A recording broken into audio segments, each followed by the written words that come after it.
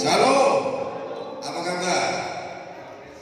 Ya, Bapak Ibu Saudara, hari ini kita akan belajar kebenaran firman Allah, yaitu murid yang bersiaga di akhir zaman. Murid yang bersiaga di akhir zaman. Bapak Ibu Saudara, bagi kita yang sudah lama menjadi orang percaya, mungkin dari sejak kecil, dari sekolah minggu sampai kita dewasa, sampai ada rambut putih kita sudah mendengarkan yang namanya akhir zaman. Namun Bapak Ibu Saudara, akhir zaman itu tidak tiba-tiba, gak datang-datang. Sampai-sampai kita mungkin berkata, kapan akhir zaman? Kapan Tuhan datang yang kedua kali? Nah, Bapak Ibu Saudara kasih Tuhan, menurut saya, akhir zaman, kedatangan Tuhan yang kedua kali itu ada dua macam. Yang pertama yaitu Tuhan datang untuk semua orang. Jadi menghakimi semua orang dan menempatkan orang-orang percaya di tempat yang telah disediakan. Namun akhir zaman yang kedua menurut saya adalah di mana akhir hidup seseorang, di mana dia akan meninggalkan dunia yang fana ini, di mana dia akan berjumpa dengan penciptanya. Dengan kata lain, akhir zaman di dalam hidup seseorang ketika dia telah menghembuskan napas terakhirnya di dalam dunia ini. Namun persoalannya Bapak Ibu Saudara, ketika akhir zaman yang kedua yang saya sampaikan tadi, ketika umur kita telah sampai ke garis finish, pelayanan kita, pekerjaan kita, hidup kita, masa kita bekerja di dalam dunia ini berakhir. Adakah kita mempersiapkan diri? Adakah kita bersiaga untuk menunggu, menantikan akhir zaman secara pribadi di dalam hidup kita? Karena apa, Saudara? Akhir dari segala hidup kita itulah yang menentukan apakah kita memperoleh hidup yang kekal, apakah kita memperoleh mahkota daripada Tuhan, apakah kita ada di dalam Yerusalem baru, atau kita dicampakkan ke api neraka, Bapak Saudara. Kenapa Saudara? Ketika kita tidak mempersiapkan diri untuk menyambut akhir zaman yang akan datang, di mana Yesus datang kedua kali dan Dia juga datang secara pribadi memanggil kita. Adakah kita sudah bersiap-siap? Adakah kita berkenan kepada Tuhan? Itulah sebabnya firman Allah berkata, ketika aku datang ke dunia ini, adakah aku mendapatkan iman? Apakah orang-orang yang percaya tadi tetap di dalam imannya? Apakah orang-orang percaya tadi tetap getol di dalam Tuhan? Apakah dari orang-orang yang melayani Tuhan tetap setia? Apakah orang-orang tadi yang telah dibaptis sungguh-sungguh di dalam Tuhan? Karena apa? Kedatangan Tuhan yang kedua kali secara pribadi tidak ada seorang pun yang tahu. Saya seringkali berkata, kita ada di dalam dunia ini seperti kita antri di ATM. Ada orang yang baru pertama kali, ada yang sedang ngetik-ngetik, ada yang sedang ambil uang, atau ada yang sedang nyetor uang. Tetapi ayat nomor 2, dia lagi menunggu gilirannya untuk dia menyentuh mesin ATM. Tetapi mungkin ada yang nomor 5, nomor 10, dan 15, 20.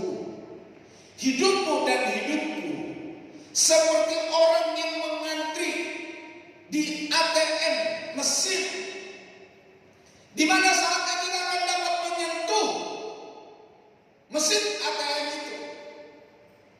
Sama halnya hidupmu dan hidupku, kapan kita sampai ke garis finish yang Tuhan telah tentukan. Dan saya tidak tahu di antara kita siapa yang nomor 1 malam hari ini. Coba tatap wajah kiri kanannya, apakah sebelah kirimu, sebelah kananmu yang nomor 1 di antara kita?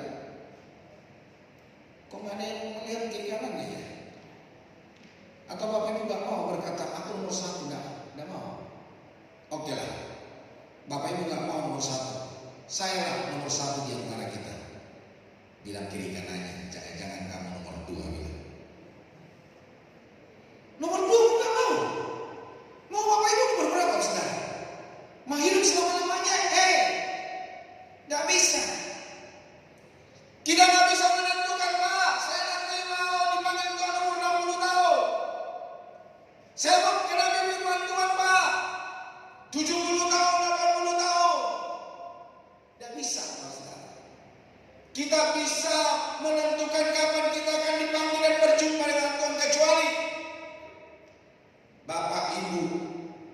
menyalip keinginan Tuhan, yang artinya gantung diri di pohon toge.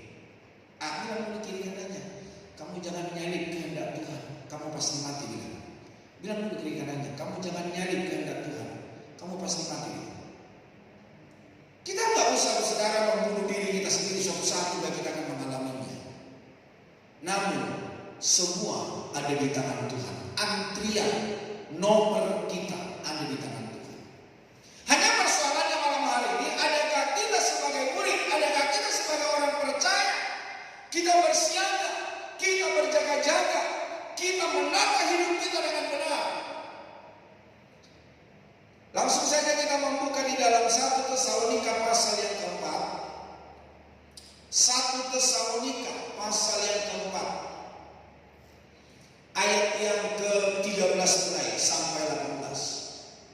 1 Tesalonika pasal 4 ayat 13 sampai 18. Sudah ketemu?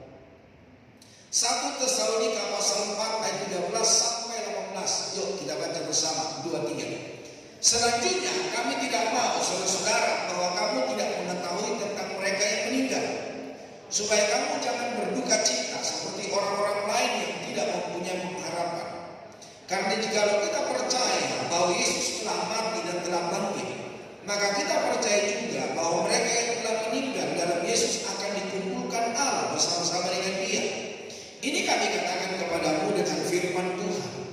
Kita yang hidup, yang masih tinggal sampai kedatangan Tuhan, sekali-kali tidak akan mendahului mereka yang telah meninggal. Sebab pada waktu tanda diberi, yaitu pada waktu penghulu malaikat berseru dan sangkakala Allah berbunyi, maka Tuhan sendiri akan turun dari surga, dan mereka yang mati dalam Kristus akan lebih dahulu bangkit. Sesudah itu kita yang hidup, yang masih tinggal akan diangkat bersama-sama dengan mereka dalam awan menyongsong Tuhan yang kasih. Demikianlah kita akan selama-lamanya bersama-sama dengan Tuhan. Karena itu hiburkanlah seorang akan yang lain dengan perkataan-perkataan ini. Bapak Ibu saudara kekasih Tuhan, jelas di dalam kebenaran firman Allah, ketika kita bersiaga, ketika kita berjaga-jaga, ketika kita menghidupi kebenaran firman Allah, maka di dalam ayat yang ke-14 itu dikatakan, maka Allah mengumpulkan orang-orang yang percaya. Jadi ketika seseorang sampai di garis finish kehidupan di dalam dunia ini, maka firman Allah berkata, Allah sendiri yang mengumpulkan mereka. Jadi saya berkata saat ini, malam hari ini saudara, orang yang meninggal tidak akan gentayangan. Orang yang meninggal tidak gentayangan 3 hari dia keliling-keliling rumah cari-cari jalan, atau 7 hari dia keliling-keliling cari jalan, ganggu orang dan minta makan. Akhirnya suaminya siapin makanan, capcay, fuyung hai kesukaannya. Atau anak-anaknya siapin makanan buat ibunya, roti panggang, atau ayam goreng, atau babi kecap. Atau anak-anaknya menyediakan makanan yang enak kesukaan mama-mamanya, dan berkata, mama, ini makanan kesukaanmu, datanglah dan makanlah. Ketika bapak ibu berkata, mama, papa, datanglah dan makanlah, terus dia muncul dari pintu. Saya mau berkata, bapak ibu kabur. Tapi tadi kok berani meminta, papa, datanglah makanlah. Kadang-kadang kita ini gak fair, saudara. Ketika kita panggil papa mama, dia datang beneran. Bukannya kita mendekat dan kita peluk, malah kita kabur. Dan kita bilang, hantu. Bapak ibu saudara kekasih Tuhan, firman Allah jelas berkata, Allah mengumpulkan orang yang telah mempersiapkan dirinya, yang berjaga-jaga, ada di dalam penantian sebelum surga. Dan Tuhan juga mengumpulkan orang-orang yang tidak percaya, orang-orang yang tidak menjaga hidupnya, dan mereka masuk di dalam penantian sebelum mereka dimasukkan ke dalam neraka jahanam, di mana di sana terdapat kertak gigi dan ratap tangis. Bapak Ibu, kalau Bapak Ibu belajar kebenaran firman Tuhan, membaca firman Tuhan, maka Bapak Ibu akan melihat di dalam Injil Lukas pasal 16, mulai ayat yang ke-19, pasal 16 mulai ayat 19 dan seterusnya. Dikatakan di situ Lazarus yang miskin dan orang kaya. Firman Allah berkata, orang kaya itu berjubah mewah, berpesta setiap hari. Sedangkan si Lazarus itu bisa hidup, bisa makan dari remah-remah yang jatuh dari meja tuan yang kaya. Setiap hari dia duduk di pintu.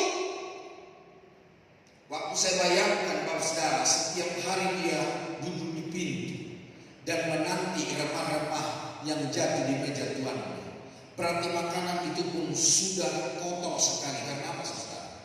Berarti kalau remah-remah itu sampai di depan pintu, berarti remah-remah itu telah disampah. Makanan yang jatuh itu pasti sudah dilumuri dengan debu, sudah dilumuri dengan kotoran-kotoran yang ada di lantai. Betapa malangnya nasibnya si Lazarus yang miskin itu. Namun firman Allah berkata, orang kaya itu mati, orang miskin itu pun mati. Dan saya berkata, saudara, Tuhan kita itu adil. Bukan yang mati hanya orang miskin, orang kaya pun mati. Bukan hanya orang kaya mati, orang miskin pun mati. Semua orang pasti mati, saudara. Dan saya melihat orang-orang mati tidak ditentukan oleh usia, tidak ditentukan oleh umur, tidak ditentukan oleh kekayaan mereka, tapi Tuhanlah yang menentukan. Kenapa saudara? Saya punya pengalaman menghadapi orang-orang meninggal, memakamkan orang-orang meninggal. Ada orang-orang meninggal di dalam kandungan. Ada orang meninggal setelah dia lahir beberapa detik meninggal.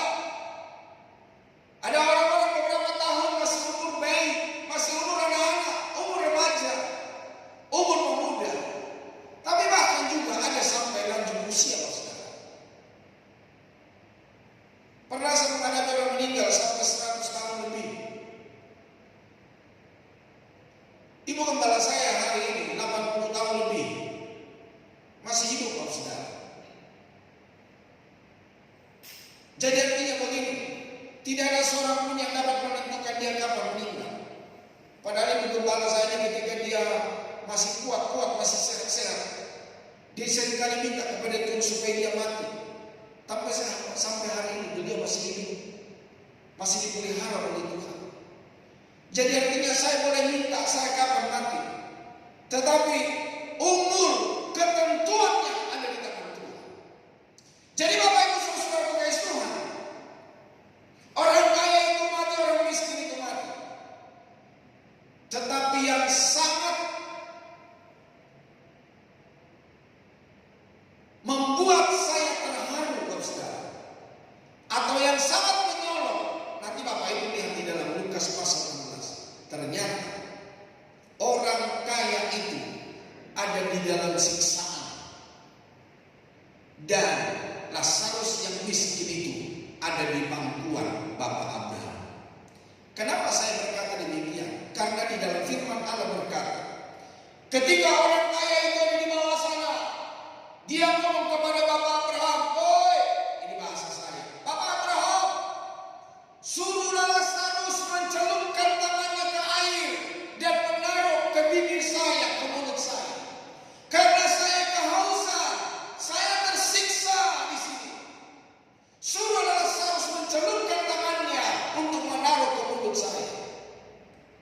Tapi Bapak Abraham berkata begini, "Nah, dulu di masa hidupmu, kamu sudah menikmati hidupmu yang bermewah, yang kaya.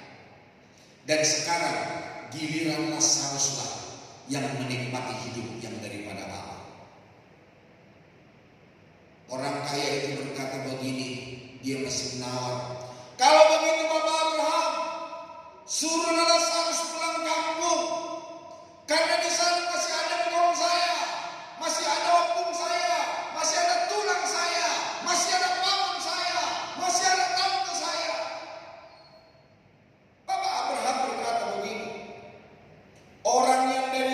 tidak bisa ke situ, orang dari situ tidak bisa ke sini. Dan orang-orang yang di luar sana biarlah mereka membaca kitab para nabi. Kenapa? Abraham berkata, orang yang dari sini tidak bisa ke situ, orang dari situ tidak bisa ke sini. Bapak Abraham berkata, karena kita dipisahkan oleh jurang maut yang begitu dalam. Jadi Bapak Ibu Saudara kasih Tuhan, keadaan Lazarus dengan orang kaya itu begitu dalamnya jurang pemisah. Bapak Ibu Saudara kasih Tuhan, setiap kita akan mengalami namanya kematian. Cuma tergantung sekarang kita seperti orang kaya atau kita seperti Lazarus. Coba tatap aja diri kanannya, dia kaya di dunia tapi masuk neraka, atau dia miskin di dunia tapi dia masuk surga. Tatap dulu aja kiri kanannya. Hari ini mari kita pastikan seperti apapun keadaan kita bertemu dalam kerajaan surga. Amin Bapak Saudara. Bapak Ibu Saudara kasih Tuhan, sikap yang harus dikembangkan oleh setiap kita orang percaya, murid-murid Kristus di zaman akhir adalah sikap berjaga-jaga. Waspadalah, waspadalah, waspadalah. Karena apa saudara? Kita tidak bisa berkata begini, Pak, nanti saya kalau dipanggil Tuhan, ketika saya sudah mempunyai 3 kaki. Kenapa dibilang 3 kaki? Ya karena dibantu sebatang tongkat. Ya kalau masih punya kesempatan, kita sudah sampai tuir, sampai kita punya 3 kaki karena dibantu sebatang tongkat itu kita bisa berjalan. Tapi gimana kalau kira-kira 1 detik ke depan, atau 1 menit ke depan, 1 jam ke depan, 1 hari ke depan, 1 minggu ke depan, 1 bulan atau 1 tahun ke depan, kita dipanggil oleh Tuhan. Apakah kita tahu kita kapan akhir dari hidup kita di dalam dunia ini? Tidak ada yang tahu, saudara. Itu semua ada dalam rahasia Tuhan. Namun persoalannya, adakah kita berjaga-jaga? Adakah kita mempersiapkan diri? Bapak Ibu, di dalam contoh Alkitab, di dalam firman Allah berkata, seperti 5 gadis yang bijaksana dan 5 gadis yang bodoh. Mereka menanti pengantin, Bapak Saudara. Nah di dalam firman Allah berkata, karena 5 gadis bodoh, 5 gadis bijaksana, mereka menanti-nanti mempelai gak datang-datang. Yang akhirnya 5 gadis bodoh, pelitanya mulai padam dan mau mati, Ustaz. Nah apa yang terjadi? 5 gadis bodoh ini berkata kepada 5 gadis bijaksana, bagilah kami minyak, siapa tahu sebentar lagi mempelai datang. Gadis bijaksana itu berkata begini, ya kalau sebentar lagi dia datang, kalau masih lama dia nggak datang, udah kamu pergi ke luar sana, carilah minyak, beli di sana. Apa yang terjadi, Bapak Saudara? Ketika gadis-gadis bodoh itu pergi mencari minyak, mempelai itu datang, dan orang berteriak, mempelai datang. Gadis bodoh itu masih keluyuran cari minyak. Apa yang terjadi, saudara? Gadis bijaksana dan mempelai itu masuk ke ruang perkawinan, dan gadis bodoh itu datang. Dan mereka sudah tertinggal. Mereka mengetuk pintu supaya pintu dibukakan. Mungkin kalau saya bernyanyi waktu itu nanti, saya akan bernyanyi begini. Terlambat sudah kau datang padaku. Sudah terlambat, Pak. Itulah sebabnya persiapan kehidupan kekal bukan nanti setelah kita mati. Persiapan untuk kita selamat, untuk masa depan, keselamatan kita hidup kekal selama kita masih hidup. Kita nggak bisa berkata nanti setelah saya tua, setelah saya tinggal gigi 2, atau rambut saya tinggal 1 yang menjunjung tinggi, baru saya nanti dipanggil Tuhan. Nggak bisa, Ustaz.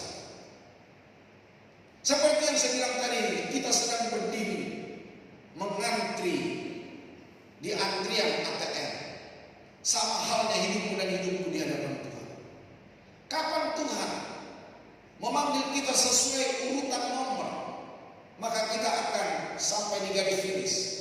Tuhan berkata kembalilah, maka kita akan kembali saudara.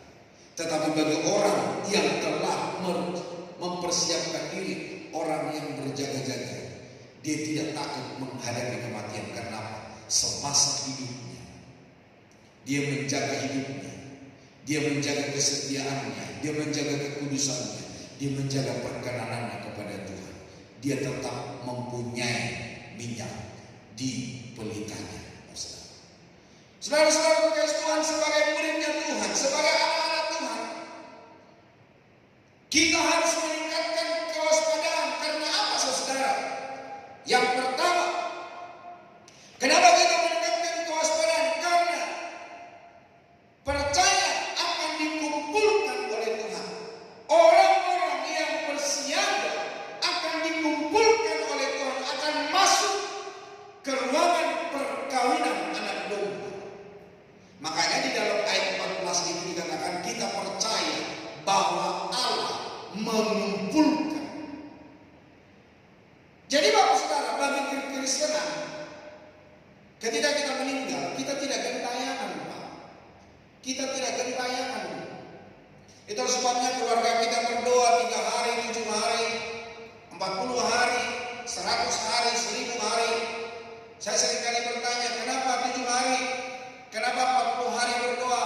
Ya supaya jalannya mulus katanya. Ada orang membakar uang-uangan Bapak Saudara.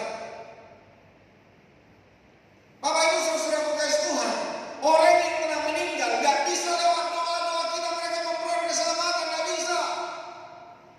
Tapi selama kita hidup, bagaimana kita berkenan kepada Tuhan? Bagaimana kita mempersiapkan diri di hadapan Allah? Firman Tuhan berkata, Kisah Rasul 4 ayat 12, dan keselamatan tidak ada di dalam nama siapapun selain hanya di dalam Dia, di dalam nama Yesus Kristus. Dan di dalam Injil Yohanes 14 ayat 6 Yesus berkata apa? Akulah jalan kebenaran dan hidup. Tidak ada seorang pun yang sampai kepada Bapa kalau tidak melalui Aku. Kebenaran. Dia adalah Tuhan kebenaran, yang punya kebenaran. Dan tidak ada seorang pun sampai kepada Bapa kalau dia tidak benar di hadapan Tuhan.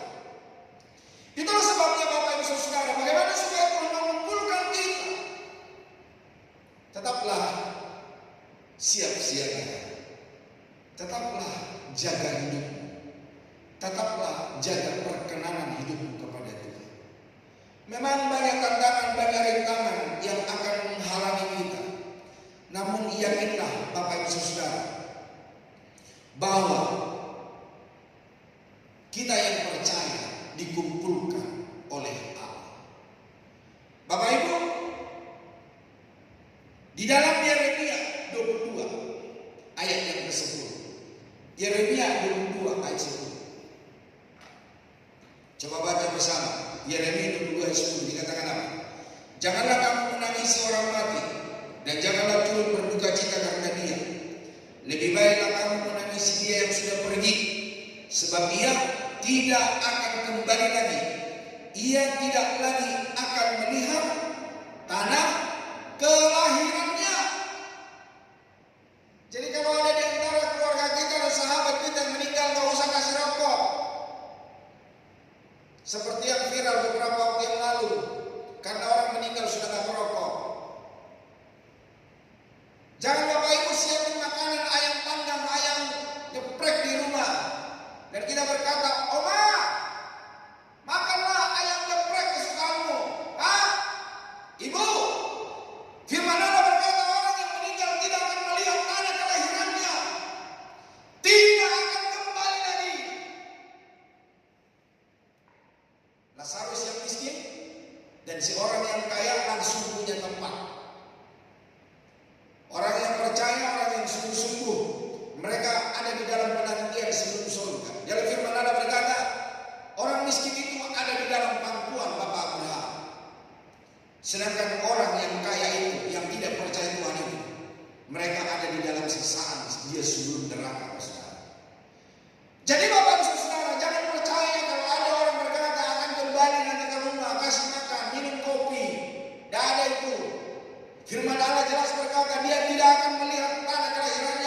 dia tidak akan kembali ke rumah.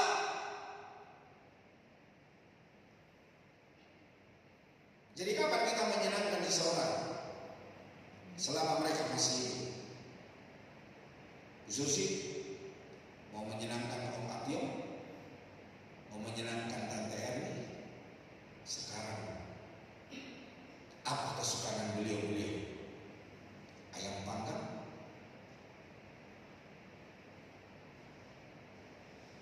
Pak Arif, Mama masih hidup di Makassar. Mumpung masih hidup, Pak, senangkan beliau. Jangan keluarga kita, orang yang kita cintai, ketika mereka sudah meninggal, kita nangis bombay.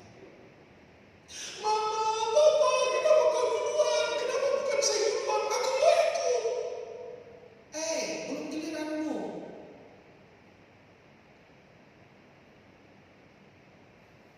Terus dikasihlah peti mati yang mahal. Saya punya link di Jakarta itu. Ada peti mati dan ruangan. Dapat ruangan yang murah itu kalau peti matinya 50 juta ke bawah. Dan paling rendah itu 50 juta. Tapi ada kelas berikutnya 50 juta ke atas. Apakah mereka menikmati yang peti mati 50 juta ke atas, 50 juta ke bawah? Enggak. Bapak Ibu mau kasih jas yang kesempitan, karena kesempitan dirobek paling belakang. Di depan kelihatan bagus, padahal di belakang itu sobek. Makanya kadang-kadang saya pikir, oh pantas ada sindir bolong. Karena orang gemuk, ketika jasnya sudah gak kuat, orang yang mengurusi mereka di peti mayat, bajunya paling belakang itu disobek. Jadi di depan kelihatan rapi. Saya pikir pintar juga di orang-orang yang mengurusi orang mati. Jadi jangan percaya kalau orang meninggal depannya rapi, tahu-tahu belakang itu bolong, bos. Karena bajunya udah kuat. Itu rahasia.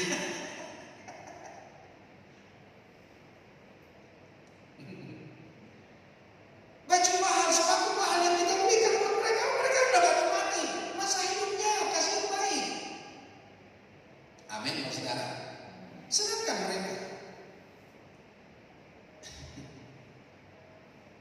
Bapak Ibu saudara-saudara Tuhan, kematian dan kebangkitan Yesus Kristus menjadi modal sekaligus jaminan akan kebangkitan setiap orang percaya. Itulah sebab Yesus berkata, "Akulah kebangkitan dan hidup." Ketika Tuhan telah memberikan kebangkitan, Dia pun akan memberikan kebangkitan bagi kita. Ketika Dia hidup, Dia pun memberikan kehidupan bagi kita. Kita tak bersiap karena keyakinan kuat bahwa Allah akan mengumpulkan kita bersama-sama dengan Dia, mengumpulkan mereka-mereka yang telah meninggal di dalam Yesus Kristus. Yohanes 14 ayat 2, 3. Coba baca bersama. Yohanes 14 ayat 2 dan 3. Ada di multimedia. 2, 3. Di rumah Bapakku banyak ada tempat tinggal. Jika tidak demikian, tentu aku mengatakannya kepadamu. Sebab aku pergi ke situ untuk menyediakan tempat bagimu. Dan apabila aku telah pergi ke situ dan telah menyediakan tempat bagimu, aku akan datang kembali dan membawa kamu ke tempatku, supaya di tempat di mana kamu berada, kamu pun berada. Bapak Ibu, tahu Tuhan Yesus ada di mana sekarang? Bapak Ibu masih bersama saya? Bapak Ibu, Tuhan Yesus tahu ada di mana sekarang? Ada di surga. Ada di mana surga itu? Ada yang tahu posisinya ada di mana? Apa? Di Pandansari? Apa? Di halaman gereja? Di mana surga itu? Wahyu berkata begini, Yerusalem baru akan turun dari surga. Kira-kira di mana posisinya? Di Indonesia? Saya nggak perlu tahu posisinya di mana sekarang. Tetapi yang saya tahu, yang punya surga itu, yang punya Yerusalem baru itu, akan membawa aku ke sana. Karena apa? Yesus berkata, "Akulah jalan, kebenaran dan hidup." Itu yang perlu kita tahu, Bapak Saudara. Kita nggak perlu tahu surga itu posisinya di mana, nggak perlu tahu. Tapi yang punya surga, orang dalam itu akan membawamu dan membawamu ke sana. Amin, saudara. Itulah sebabnya hari ini, saudara, firman Allah berkata, di rumah Bapakku banyak tempat tinggal. Sebab aku pergi ke situ untuk menyediakan tempat bagimu, supaya di mana aku berada, kamu pun berada. Jadi jelas, saudara, tidak mudah-mudahan, tidak semoga, tapi jelas Yesus berkata, di mana aku berada, kamu pun berada. Yang kedua, saudara,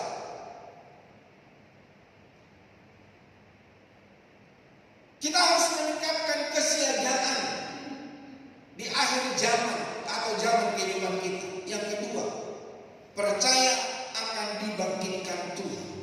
Di dalam ayat yang ke-16, jika kita mengalami kematian,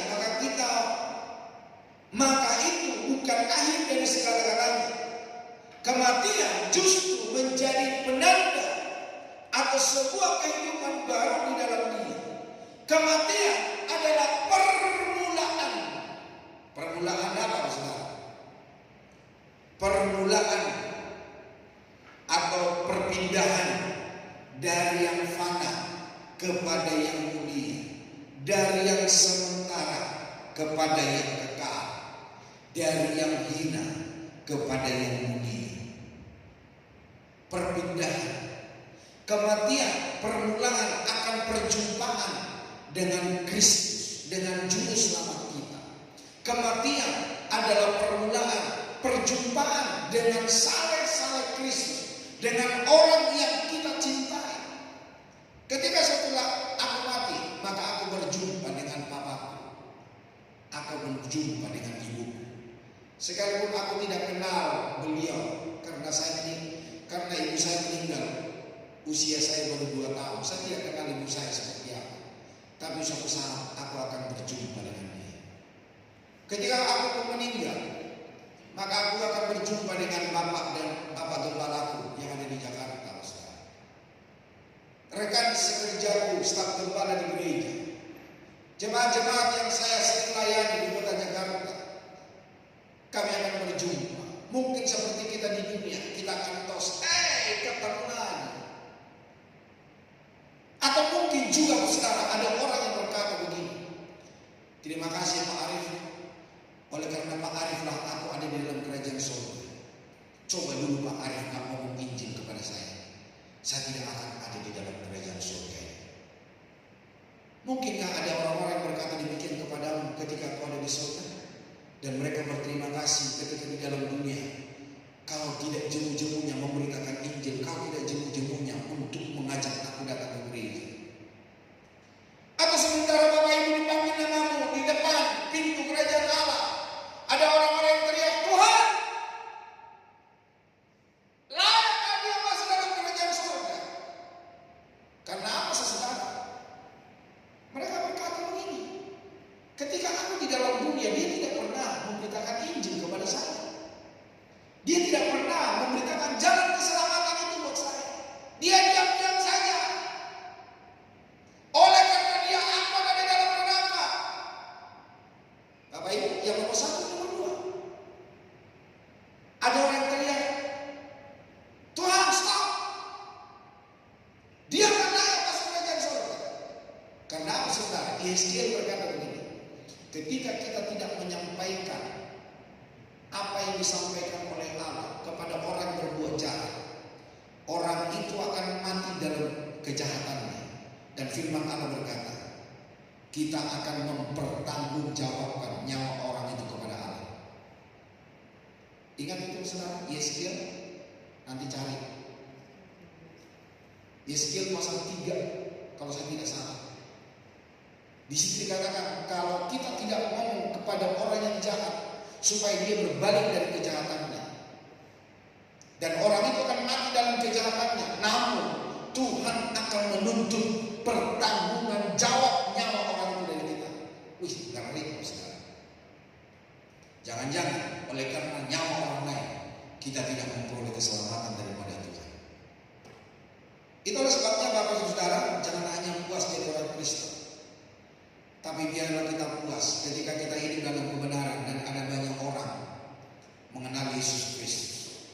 Itulah sebabnya Rasul Paulus berkata apa?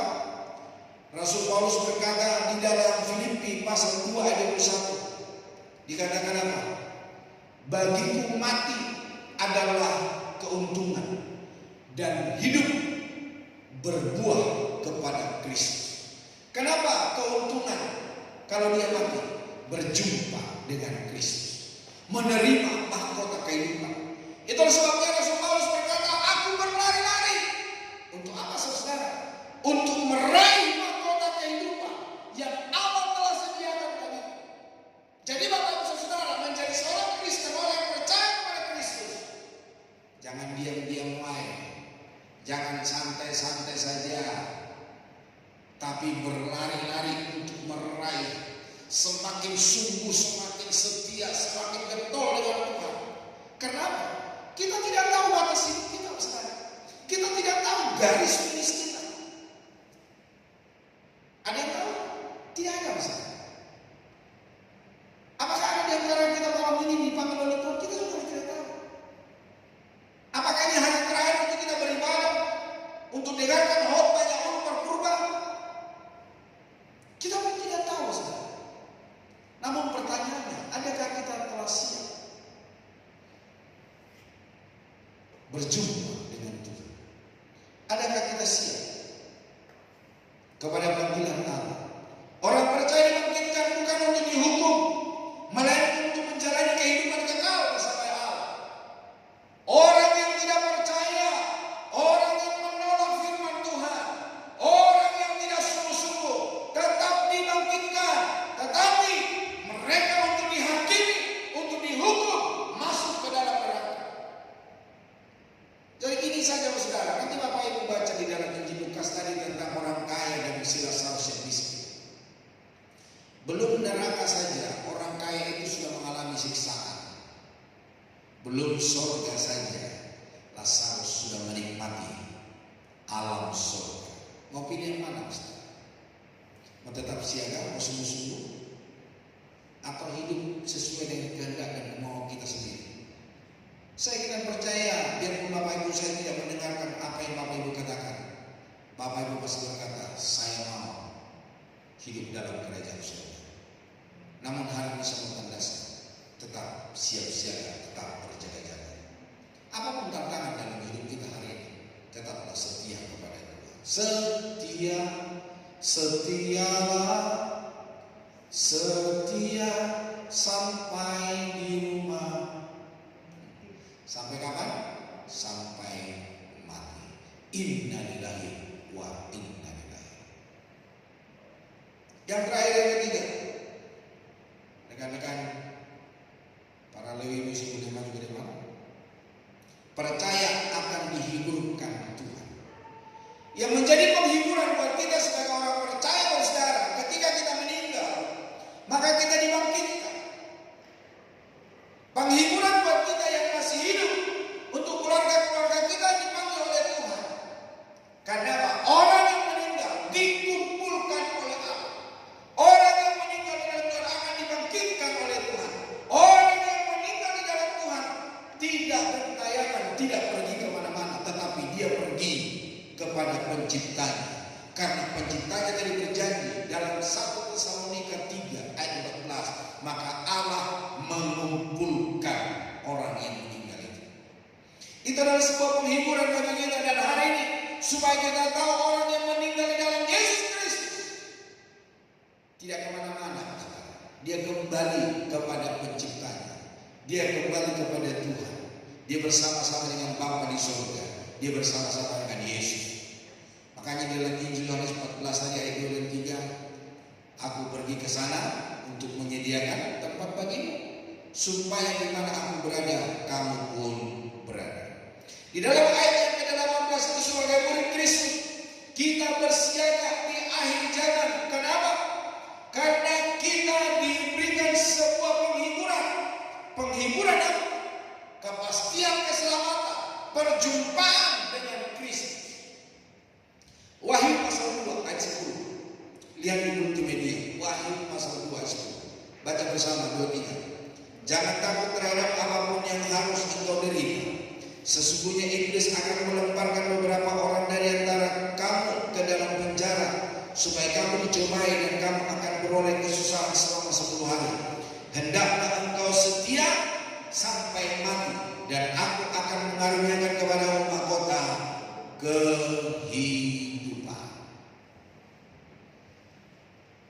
Di dalam Injil juga dikatakan begini, anaknya akan menyerahkan bapaknya, orang tuanya, kepada pembesar-pembesar. Orang tua akan membunuh anaknya. Musuh seseorang adalah seisi rumahnya.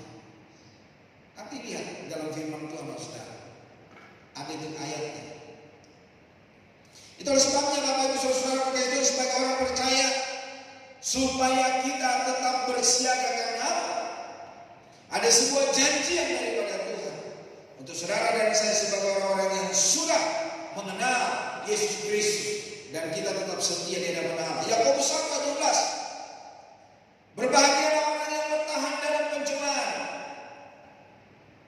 sebab apabila ia sudah tahan uji, ia akan menerima mahkota kehidupan yang dijanjikan Allah kepada barang siapa yang mengasihi Dia. Meskipun dunia penuh dengan gejolak, tidak jarang menebar ketakutan, namun di dalam Kristus kita memiliki penghiburan yang sejati. Keadaan ini yang akan membuat kita memiliki keberanian menghadapi tantangan dan setia di akhir zaman, karena ada penghiburan di dalam Tuhan. Penghiburannya hidup kekal, kerajaan surga, mahkota kehidupan disediakan untukmu dan untukmu. Amin.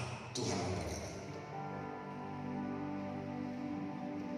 ku telah mati dan tinggalkan cara hidupku yang lama. Semuanya sia-sia dan tak berarti lagi. Hidup ini ku letakkan pada pesta-Mu ya Tuhan. Jadilah padaku seperti yang Kau ingini. Mari sama-sama bangkit berdiri, katakan, ku telah mati dan tinggalkan.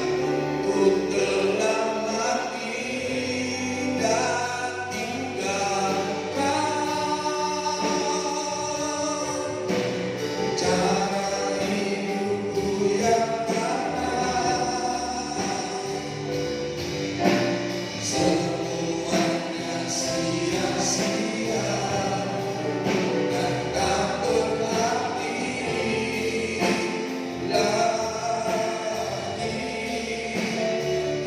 Hidup ini ku letakkan pada pesta-Mu ya Tuhan. Jadilah padaku seperti yang Kau ingini.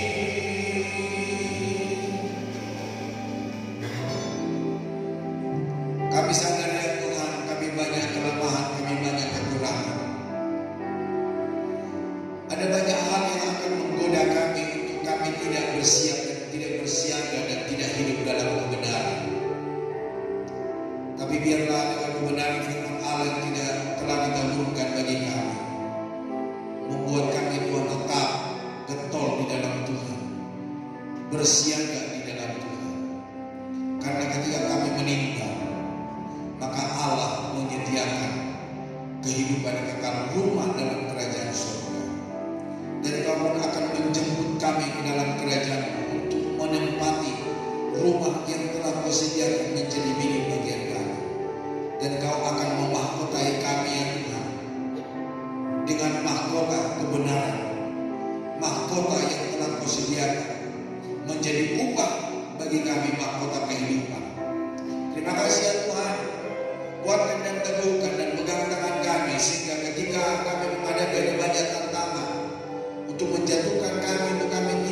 siaga, untuk kami hidup dalam dosa. Tolong kami Tuhan. Biarlah hidupkan, kuatkan Roh Kudus ada bersama dengan kami, yang mengingatkan kami, yang menguatkan kami, menghibur kami, sehingga kami tidak menyimpang ke kiri dan ke kanan, tapi kami hidup dalam kebenaran Allah. Berkati seluruh umat, kuatkan, teguhkan iman dan percaya mereka. Berkati para pria, berkati para wanita, berkati orang-orang muda yang hadir malam hari ini Tuhan. Biarlah kasih karunia kemurahan-Mu Tuhan menjadi milik bagian kami. Untuk anak-anak Anda yang Tuhan Kau berkati dalam nama Yesus Kristus. Terima kasih Tuhan, kami berdoa buat mereka-mereka yang terganggu kesehatannya, untuk Om Atio, mamanya Cihari, untuk Dewi ya Tuhan. Buat juga Tuhan buat adik Lovely, buat Tuhan Kau sendiri. Buat juga Tuhan untuk Ina, Magdalena Betsy, untuk Ibu Nixi, papanya Mevani, papanya Listurni, Pak Heber, Pak Wilson ya Tuhan. Dan anak-anak Tuhan yang lain ya Tuhan, yang tidak harus disebutkan, untuk anak kami Fani yang ada di Manado. Tuhan tolong dalam nama Tuhan Yesus, jadilah sehat, jadilah sembuh, jadilah pulih. Untuk anak Bapak Hendra Widana, Engkau jamah ya Tuhan. Biarlah kasih setia Tuhan melimpah. Kami berdoa, berkati kota kami Balikpapan, berkati bangsa kami, berkati Tuhan ibu kota negara, berkati Tuhan para pemimpin yang telah terpilih dan yang akan dipilih di bulan-bulan ini ya Tuhan. Kami berdoa kepada Tuhan supaya Tuhan mengangkat orang-orang yang takut akan Tuhan. Terima kasih ya Tuhan. Kami berdoa untuk pembangunan gereja, untuk memperindah ruangan gereja, sekeliling gereja. Berkati Tuhan para panitia pembangunan dan juga Tuhan para panitia Natal.